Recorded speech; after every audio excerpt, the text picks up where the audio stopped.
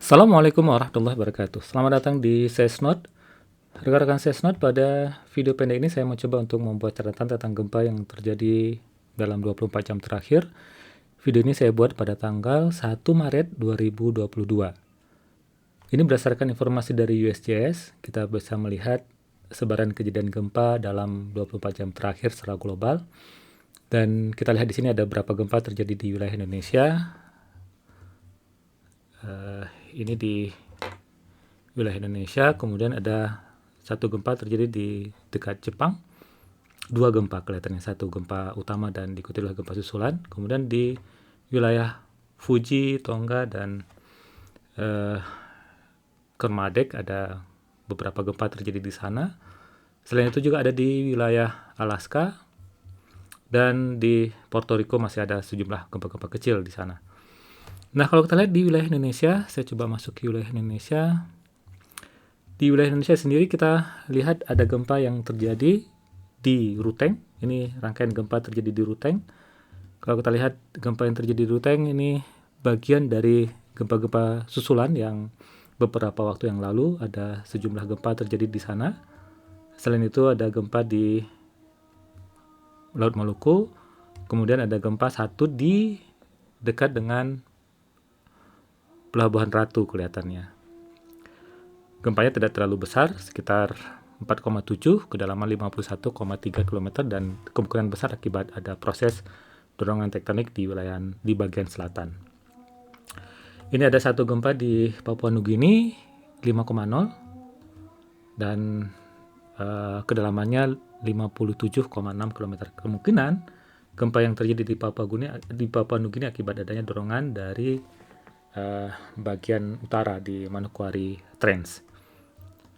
Nah, kalau kita lihat dari BMKG, informasi terkini dari BMKG baru saja ini sekitar pukul 18.04, beberapa menit yang lalu ada gempa 5,3 terjadi di 22 km arah barat daya Melabuh Aceh Barat, kedalamannya 28 km. Ini berdasarkan informasi dari BMKG, tentunya ini masih informasi awal.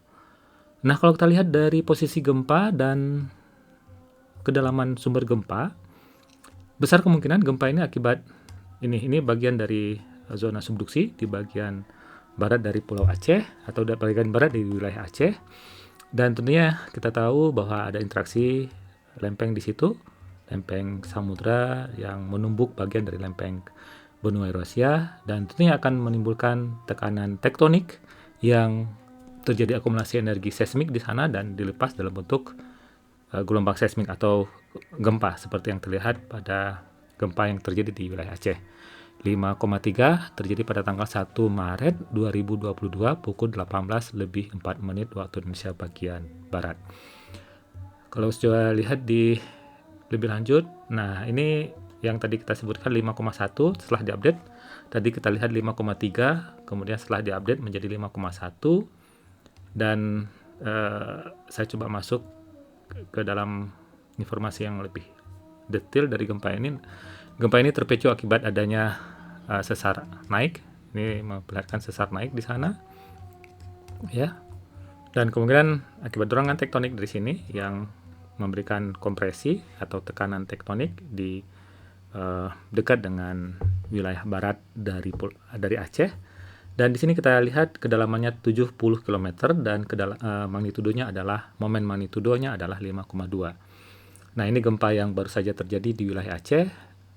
Dan kalau kita lihat dari gempa yang terjadi di wilayah Aceh, kalau dari hasil BMKG belum memperlihatkan adanya MMO, ini sudah ada. MMI-nya sekitar mungkin 3-4 ya. Kelihatan di sini 3-4 MMI yang terjadi di wilayah Melabuh dan sekitar Calang. Dan gempa ini sepertinya tidak memberikan dampak yang serius, tetapi dirasakan getarannya. Bahkan mungkin sampai ke Banda Aceh juga dirasakan getaran akibat gempa yang terjadi 5,3 pada hari ini tanggal 1 Maret 2022. Awalnya 5,3, kemudian kalau kita lihat dari informasi BMKG mengupdate gempa ini menjadi momen magnitudonya adalah 5,2. Ini terlihat 5,2, kedalamannya 70 km. Terima kasih, semoga bermanfaat dan assalamualaikum warahmatullahi wabarakatuh.